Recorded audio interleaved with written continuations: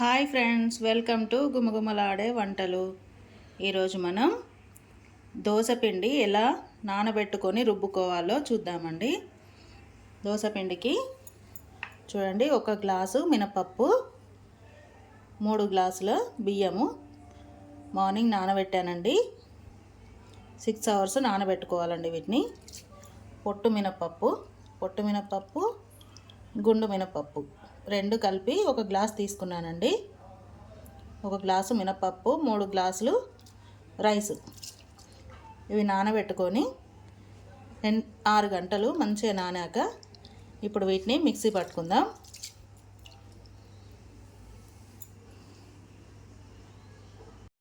చూడండి, మనం నానబెట్టుకున్న మినపప్పు, బియ్యం మిక్సీ జార్లో కొంచెం కొంచెం వేసుకుంటూ మొత్తం దోసపిండి పట్టేసుకోవాలండి. పేస్ట్గా మెత్తగా పట్టేసుకోవాలి. చూడండి, కొంచెం కొంచెం వేసుకుంటూ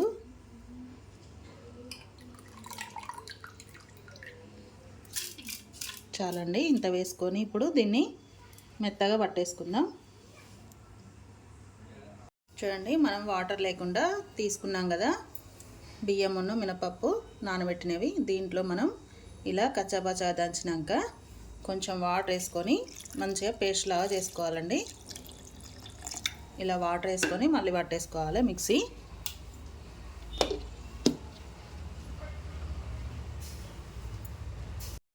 చూడండి, ఇలా మనం మెత్తగా పట్టేసుకోవాలి. పేస్ట్ దోశకి ఇలా మెత్తగా పట్టుకోవాలండి.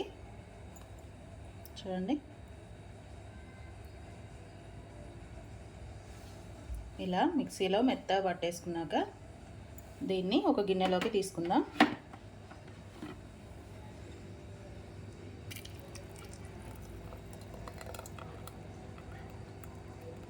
ఇలా గిన్నెలో వేసేసుకున్నాక మళ్ళీ మిగతా ఉండేది కదండి, ఇది కూడా అలాగే పట్టేసుకుందాం మొత్తం. ఈ పొట్టు మినపప్పుది పొట్టు తీయద్దండి, పొట్టు ఉంటేనే బాగుంటుంది.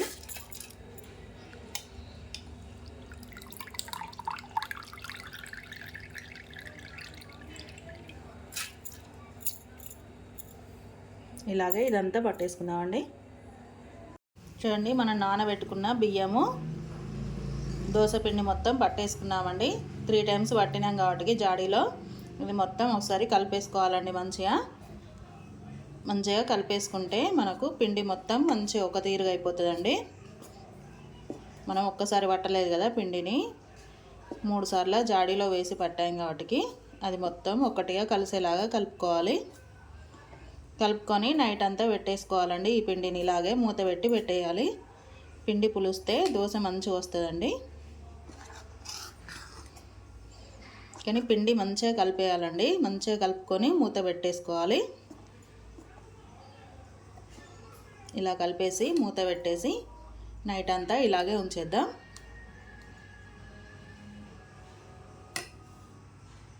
చూడండి, నైట్ అంతా నానబెట్టేశాక మనం దోసపిండి ఎలా పులిసిపోయిందో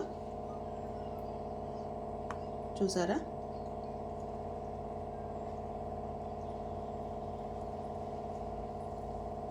నైట్ అంతా అలాగే ఉంచేసి మార్నింగ్ తీస్తే ఇలా పులిసిపోయి ఉంటుందండి, ఉబ్బి. ఇదంతా మంచిగా ఒకసారి కలిపేసుకొని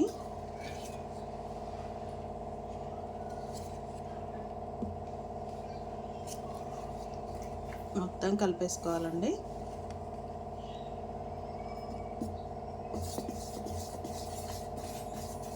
దోశ పెనం వేడవుతుందండి.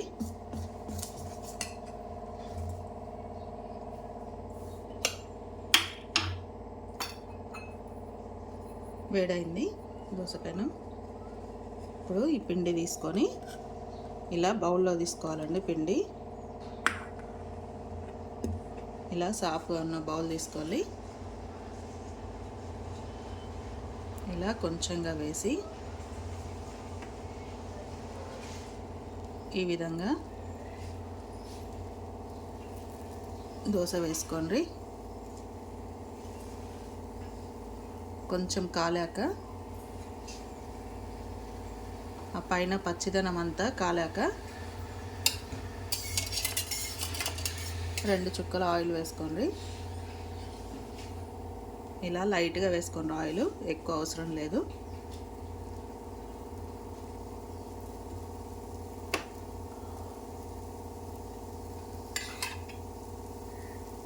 చూడండి, ఇలా ఎర్రగా కాలాక సైడ్ల నుంచి ఇలా అనేసి కొంచెం ఇలా అంటే సరిపోతుందండి.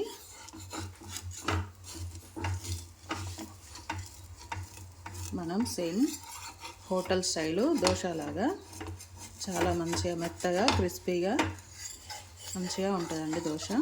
ఇలా నానబెట్టి చేసుకుంటే పిండి.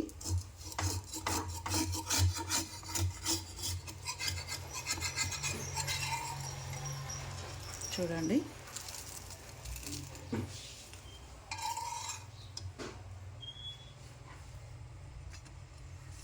ఇలా ప్లేట్లోకి తీసేసుకోవడమే.